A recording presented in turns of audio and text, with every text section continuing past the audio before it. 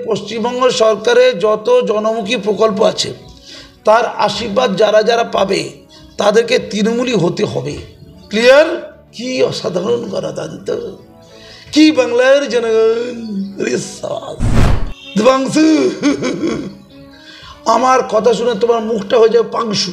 এই কথা বলা বন্ধ করুন। শুধু এই কথা বলার জন্য তদন্ত হওয়া দরকার, কোর্টে মামলা হওয়া দরকার। গোখরে না কি বলেছেন, গোখরো না কি বলেছিল না, চন্দ্রবোড়া ওটা তো একটু বৃষ্টিস আছে, তাহলে তমলুকে যেতে যাবে উনি বলছেন। আরে বিষধর সাপ যদি তমলুকে ঘোরে তাহলে ইঁদুরগুলো তো পালাবে সব। সার্টিফিকেট দিয়েছে। উনি হচ্ছেন চন্দ্রবোড়া সাপ। কোথায়? তমলুকে। আর দেবাংশুরা তাহলে নিশ্চয়ই ইঁদুর।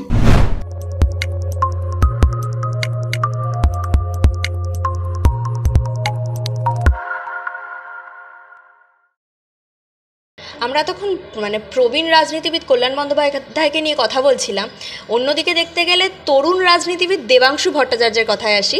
সেখানে তিনি বিজেপি প্রার্থী রেখা পাত্রের পার্সোনাল ডিটেলস, তিনি স্বাস্থ্যসাথী পান কিনা সেই সব ডিটেলস ওনার সোশ্যাল মিডিয়া হ্যান্ডেলে পোস্ট করেছেন। না না, ব্যাপারটা একটু বুঝতে হবে, মোটিভটা বুঝতে হবে। রেখা পাত্র তিনি স্বাস্থ্যসাথী পাবেন, আরও কত শ্রী ভাণ্ডার লক্ষ্মী টুকি কিছু আছে না, তাহলে তো আশীর্বাদ পেয়েছে, সরকারের আশীর্বাদ পেয়েছে। সরকারের আশীর্বাদ মানে তৃণমূলের আশীর্বাদ। আর তৃণমূলের আশীর্বাদ পেলে আবার অন্য দল থেকে দাঁড়ানো যাবে? কি বাজে কথা। এটাই তো বলতে চাইছো না? হ্যাঁ, বাজে কথা। আরে তোকে নাহলে একটু অসম্মান, শিরোতারি না ধর্ষণ কী সব গল্প আছে না, সেই 10 বছর আগে করেছিল। তো তখন ওর স্বামী ভয়ে কুতকুত করে কাঁদছিল, কাঁপছিল, কি বলেনি কাউকে। তারপরে রেখা পাত্র তো কাউকে বলেনি, ওখানে কে কে কী নাম আছে বিকাশ সিং, তাকেও বলেনি। সিপিএমের নিরাপদও কাউকে বলেনি। এখন এই 10 বছর পরে বা 8 বছর পরে কবে কী ঘটেছে জানি না, এটা তো ঘটেছে তো বটেই। সন্দেশকারী সব মায়েরই তো কাঁদছে দেখতে পাচ্ছি। তো রেখা পাত্র তার মধ্যে একজন। তো সে সাহস করে এই এতদিন পর শাহজাহানকে গ্রেপ্তার করার পর 1 মাস পরে প্রায় এই বিভিন্ন টিভি চ্যানেলে মহিলারা গেছে, মহিলারা যেতে ওদের মনে সাহস এসছে 1 মাস পরে প্রায়।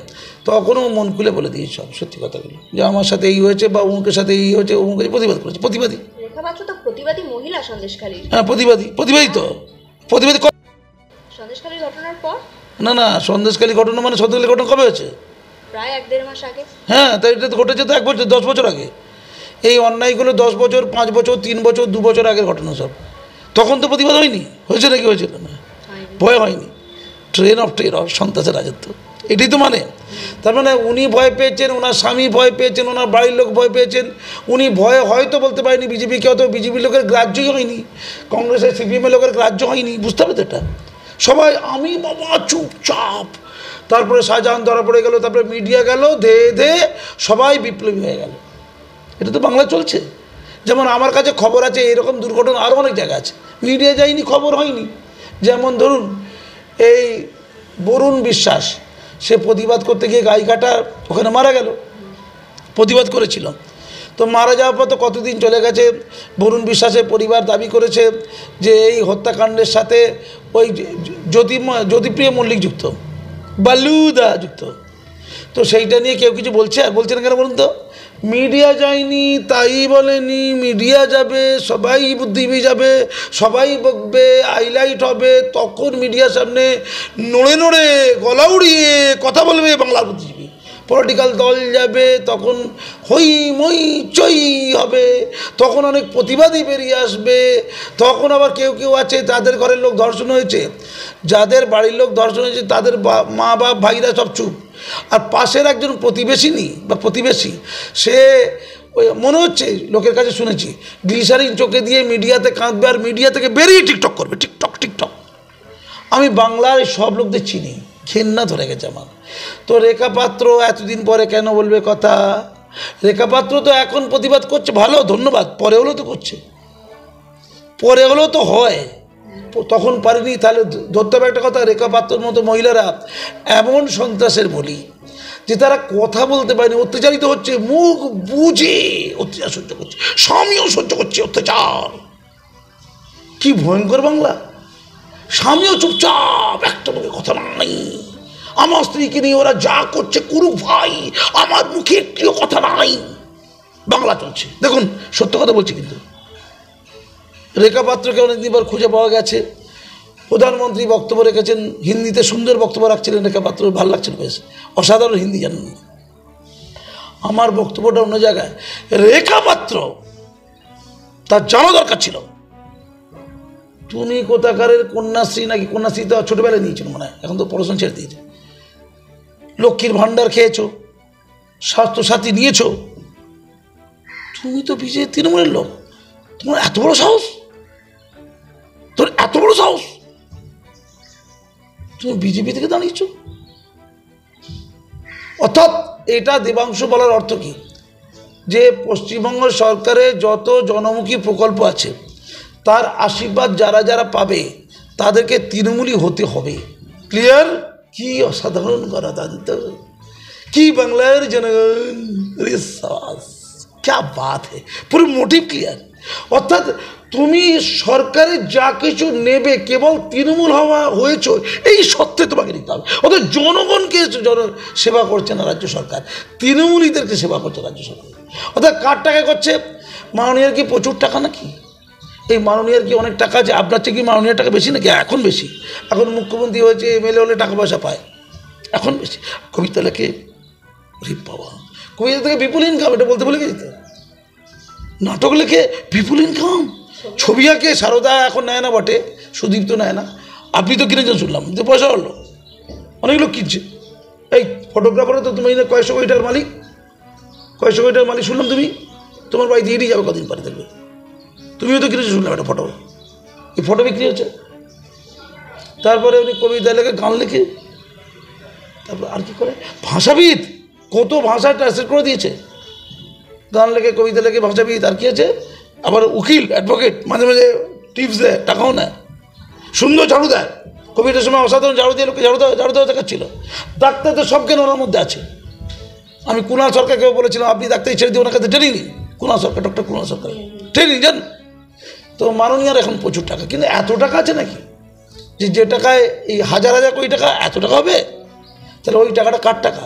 মাননীয়া আপনার কালীঘাটে টালির চালা, এখন টালির আছে না, একটু পাকা হয়েছে, মাটিটা নেই, পাকা হয়েছে, টালিটা কিন্তু আছে, দেখেছেন খেয়াল করে?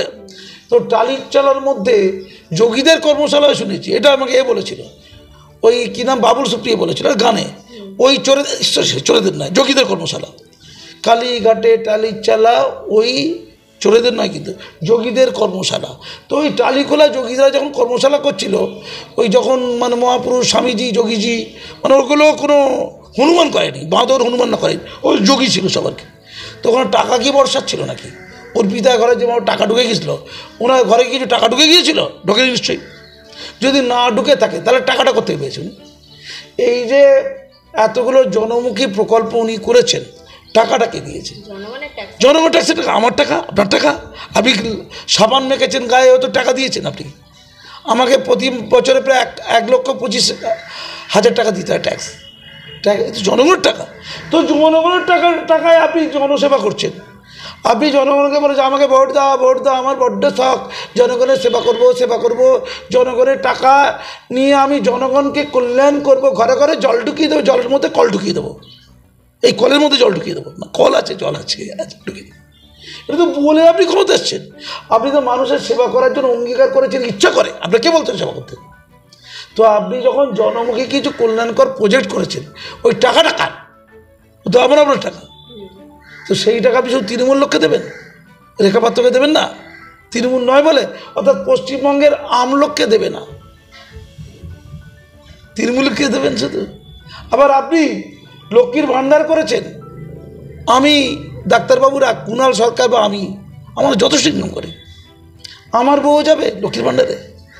লক্ষ্মীর ভাণ্ডারে আপনি বলুন, আপনি আপনার বউ গেছে, আমার বউ যাবে না জীবনে, কিন্তু অন্য অনেক বউ গেছে যারা প্রচুর ইনকাম করে, তাদের বউ লক্ষ্মীর ভাণ্ডার পায়, কত দেখবেন আপনি। লক্ষ্মীর ভাণ্ডার শুধু গরিবদের জন্য করুন, অসহায়দের জন্য করুন।